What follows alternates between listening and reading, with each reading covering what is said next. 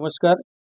કેન્દ્રીય બજેટ 2026-27 સંદર્ભે કચ્છ જિલ્લાની આજની આ પત્રકાર પરિષદમાં પ્રેસ વાર્તામાં ઉપસ્થિત રાજ્ય સરકારના સન્માનીય મંત્રી શ્રી ભૂપેન્દ્રભાઈ સાહેબ, જિલ્લા ભાજપના સન્માનીય પ્રમુખ શ્રી અમારા દેવજીભાઈ, અમારા સર્વે મીડિયાના મિત્રો રાજભાઈ, સૌ પ્રથમ તો તમારા માધ્યમથી દેશના યશસ્વી વડાપ્રધાન શ્રી નરેન્દ્ર મોદી સાહેબના નેતૃત્વમાં જે એમની દ્રઢતા અને દૂરદર્શી છે, 2047માં આપણો દેશ વિકસિત બને, વિકસિત ભારતની જે કલ્પના એમણે સેવી છે અને 2026-27નું જે આ બજેટ દેશના નાણામંત્રી શ્રી આદરણીય શ્રી નિર્મલાજીએ સૌ દેશવાસીઓ સમક્ષ મૂક્યો, જેની વાત કરીએ તો આ બજેટની વિશેષતા, આ બજેટ જે છે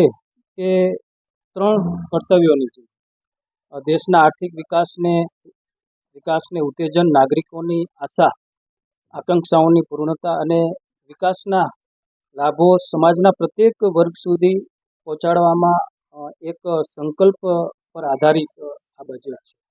એની વિશેષતાની વાત કરીએ તો બજેટના માધ્યમથી યુવા શક્તિ, દેશની નારી શક્તિ, કિસાન શક્તિ, શ્રમિક અને ઉદ્યમી શક્તિ, આ બધાને ખૂબ મોટું પ્લેટફોર્મ મળવાનું છે. એમને પ્રોત્સાહન મળશે. આવનાર સમયની અંદર જે પ્રમાણે આપણું ગ્રામ્ય જીવન છે અને એ ગ્રામ્ય જીવનના સ્ટ્રક્ચરને, માળખાને મજબૂત કરવા માટે આ બજેટની અંદર અનેક જોગવાઈ કરવામાં આવી છે, અનેક દરખાસ્તો મૂકવામાં આવી છે.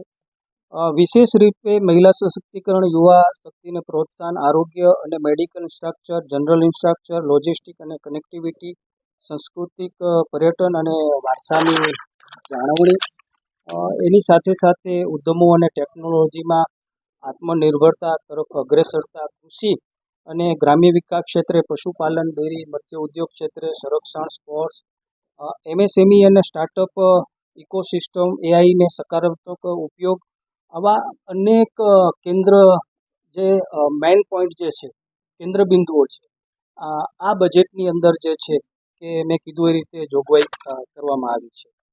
નારી શક્તિ માટે પણ દરેક જિલ્લાની અંદર હોસ્ટેલ બનાવવામાં આવશે, એમના સ્વસહાય જૂથને નાણાકીય સહાય આપવામાં આવશે.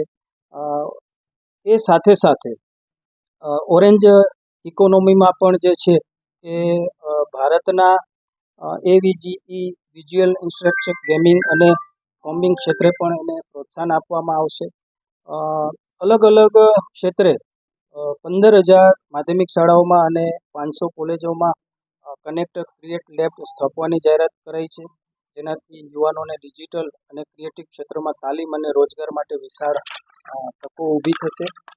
સાથે સાથે જે છે કે આરોગ્ય અને સંભાળ માટે કેન્સર સંબંધી 17 દવાઓ ઉપર ઇમ્પોર્ટ ડ્યુટી દૂર કરવાનો નિર્ણય કરાયો છે. કેન્સર સહિત 7થી વધુ ગંભીર બીમારીઓ માટે દવાઓ સસ્તી થશે. દેશમાં 5 રિજનલ મેડિકલ હબના નિર્માણ થકી દેશને આંતરરાષ્ટ્રીય સ્તરે મેડિકલ ટુરિઝમ સ્પોર્ટ્સ તરીકે વિકસાવવામાં આવશે. 3 આઈસ એમ્સ બનાવવામાં આવશે. લોજિસ્ટિક પરિવહન કચ્છને સીધો એનો ફાયદો થશે. મોદીજી આદરણીય શ્રી દેશના વડાપ્રધાન બન્યા બાદમાં દેશમાં લોજિસ્ટિક અને પરિવહન ક્ષેત્રે ખૂબ મોટું પરિવર્તન આવ્યું છે, જેનાથી દેશના વિકાસને પણ એક વેગ મળશે.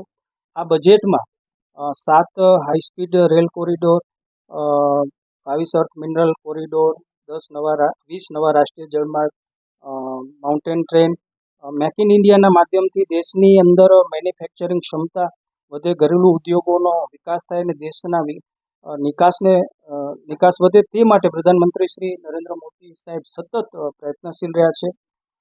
Indian semiconductor mission, biopharma Shakti mission, electronic component manufacturing scheme, 5 નવા ટેક્સટાઇલ પાર્કનું પણ નિર્માણ થશે. એની સાથે સાથે આ બજેટની અંદર આપણે વાત કરીએ તો ઘણી બધી ચીજ વસ્તુઓ એવી છે, જીવન જરૂરિયાત, કે જેનો ફાયદો દેશના લોકોને થશે. જે ચીજ વસ્તુઓ સસ્તી થઈ છે, કેન્સરની દવા છે, EV બેટરી છે, જૂતા, પગરખાં, માઇક્રોવેવ ઓવન, ડાયાબિટીસની દવા છે, બાયોમિક્સ, સીએનજી છે, કપડાં છે, વિદેશ યાત્રા છે, વિમાનોનું ઈંધણ છે, અને જે મોંઘું થયું છે, દારૂ, ખનીજ, ભંગાર, સિગરેટ, તંબાકુ, પાન મસાલા, વિદેશી પરફ્યુમ, લક્ઝરી ઘડિયાળ, આયાત કરેલી વસ્તુઓ, આ બધી મોંઘું થયું છે. જીવન જરૂરિયાત જે ચીજ વસ્તુઓ એ પણ સસ્તી આપણે થઈ છે અને એનો ફાયદો પણ દેશના લોકોને થશે. કચ્છને લાગે વળગે છે ત્યાં સુધી જે પ્રમાણે આપણું ધોળાવીરા છે, હડપન, જે એનો પણ અહીંયા વિકાસ કરવામાં આવશે. જે પ્રમાણે પોલિસી બનાવવામાં આવી છે અને ગાઈડોને તૈયાર કરવામાં આવશે, જેની રોજગારી કચ્છને મળશે, કચ્છના યુવાનોને મળશે. ટુરિઝમ ક્ષેત્રે, પર્યટક ક્ષેત્રે કચ્છમાં 5 થી 7 લાખ લોકો દર વર્ષે આવે છે. અને આજે અહીંયા સ્મૃતિવનનું નિર્માણ થયું હોય, ધોરડોના માધ્યમથી વ્હાઇટ રણ, આજે ટેન્ટ સિટી આજે અનેક લોકોને રોજગારી આપે છે. માંડવી બીચ ફેસ્ટિવલના માધ્યમથી પણ તે લોકોને આકર્ષણ કરે છે. એગ્રીકલ્ચરની દ્રષ્ટિએ પણ જે મેં વાત કરી એ રીતે કચ્છને એનો સીધો બેનિફિટ થવાનો છે. અહીંયા નાના મોટા ઉદ્યોગોની જે જોગવાઈ કરવામાં આવી છે, અહીંયા આપણે અનેક પોર્ટ આવેલા છે, 7,000થી વધારે યુનિટો ઉદ્યોગોના આવેલા છે. એના માધ્યમથી પણ લોકોને ફાયદો થશે અને અહીંયા રોજગારીની તકોનું નિર્માણ થશે. અનેક કનેક્ટિવિટીમાં પણ વધારો થયો છે. કુલ સરવાળે મળીને આ જે બજેટ છે એ વિકસિત ભારતનો એક મેપ છે. અને દેશના વડાપ્રધાન શ્રી નરેન્દ્ર મોદી સાહેબની જે હંમેશા એક કલ્પના રહી છે કે સામાન્ય માણસ જે છે, ગામડાનો યુવાન ભાઈ બહેન છે, એ પોતાનો જે છે ધંધો રોજગાર જે છે એ સ્ટાર્ટ કરે. મેક ઇન ઇન્ડિયા જે સ્ટાર્ટઅપના માધ્યમથી છે, મેન્યુફેક્ચરિંગ અહીંયા વધે, એની ઘણી બધી જોગવાઈ, એની પોલિસી આ બજેટની અંદર આપણને જોવા મળે છે. મહિલાઓ માટે સ્વસહાય જૂથ અને મહિલાઓ પોતે આત્મનિર્ભર બને એના માટેની પણ ઘણી બધી જોગવાઈઓ આ બજેટની અંદર મૂકવામાં આવી છે. હું દેશના વડાપ્રધાન શ્રી નરેન્દ્ર મોદી સાહેબનો આભાર માનું છું અને દેશની અને કચ્છની જનતા વતી એમને ખૂબ ખૂબ હું અભિનંદન આપું છું. વર્ષ 2026-27નું કેન્દ્રીય બજેટ દેશના નાણામંત્રી આદરણીય નિર્મલાજીના માધ્યમથી અને દેશના યશસ્વી પ્રધાનમંત્રી આદરણીય મોદી સાહેબની પ્રેરણાથી દેશ અને રાજ્યની પ્રગતિના દિશામાં ખૂબ ઝડપથી આગળ વધે એ પ્રકારની સાર્વત્રિક ક્ષેત્રની, કોઈ 1, 2, 5, 25 નહીં, પરંતુ સાર્વત્રિક ક્ષેત્રમાં પ્રગતિ લાવનારું આ બજેટ છે. સાર્વત્રિક તમામ વર્ગ સમૂહના લોકોએ આ બજેટની પ્રશંસા કરી છે, એટલા માટે કે તમામ વર્ગ સમૂહ માટે, લોકો માટે, તમામ વર્ગ માટે આ બજેટ છે એ ઉપકારક છે, પ્રગતિકારક બની રહેશે. દેશની આર્થિક પ્રગતિમાં પણ વધુ ગતિ લાવનારું બજેટ બની રહેશે.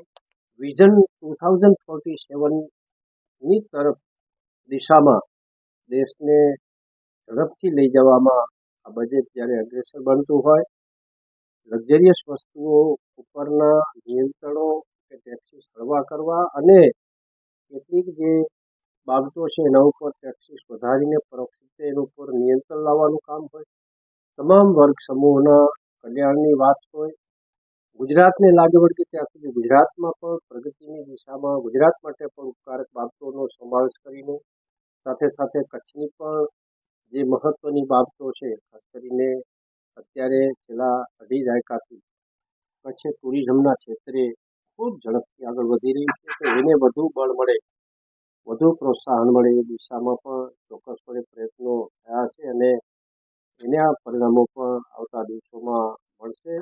ટૂંકમાં 2047ના વિઝનને પૂર્ણ કરવાની દિશામાં ખૂબ મહત્વના કદમ તરીકે આ વર્ષ 2026-27ના બજેટને ગણી શકાય અને એટલા માટે જ સર્વ લોકોના હિત માટેના બજેટ માટે આદરણીય દેશના પ્રધાનમંત્રી આદરણીય મોદી સાહેબ અને આદરણીય નાણામંત્રીને ખૂબ ખૂબ લોકો વતીથી ગુજરાતની જનતા અને કચ્છની જનતા વતીથી હૃદયપૂર્વકનો આભાર.